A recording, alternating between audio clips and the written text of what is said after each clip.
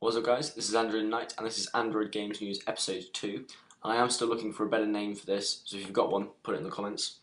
The first thing we're going to talk about today is Ordering Chaos Online by Gameloft, and this was actually released about 3 weeks ago, but they've recently updated it, which lets you use it over 3G, which is pretty handy, as it means if you're on the train or on a bus or anywhere without Wi-Fi, you can use the game, which is kind of nice.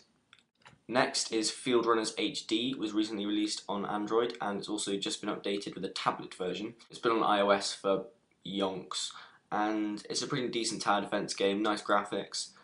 Another thing that's happened recently is Zenonia 3 has got released by Gameville and it's actually free on the Android market, which is pretty cool. I really like the previous two versions and this version is no exception. I think it's really good and it's got some nice sort of updated features within it. On the 3D gaming side of Android, the LG Optimus 3D has been sort of announced to have Asphalt 6 Adrenaline, Nova and Let's Golf 2 all in 3D by Gameloft, which is pretty cool. There's a chance I might be getting one of these to review, and if I do, you can be sure that I'll be doing some gaming videos on it. As well as those pre-installed ones, Gameloft have announced they'll be releasing 17 3D titles for the LG Optimus 3D, and I will put a link to the video showing the 3D games in the description. The Star Legends beta, which is by Spacetime Studios, is in its third update, so if you managed to jump on that, congratulations.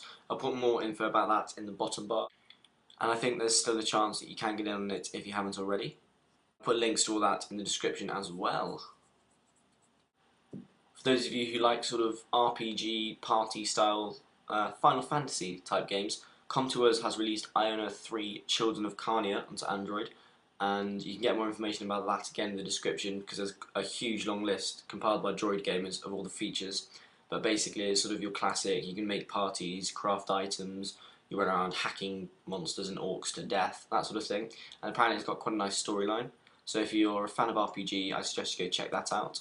I'll put links to all the apps I talked about today in the description, and if you want to keep up to date with Android game news I suggest you either follow Droid Games on Twitter, or you can go to their website, which is here. And so that's episode 2 over, guys. If there's anything you think I should be doing more of or less of in these, because these are sort of in their first stages still, just put it in the description. And again, if you've got a better name for this, put it in the description as well, because currently Android Games News is a bit of a tongue twister. It's a bit sort of long-winded, and it does fill the title of the video up quite a lot. How cool is that clock? And I will see you in the next video. Bye guys, ta-ra.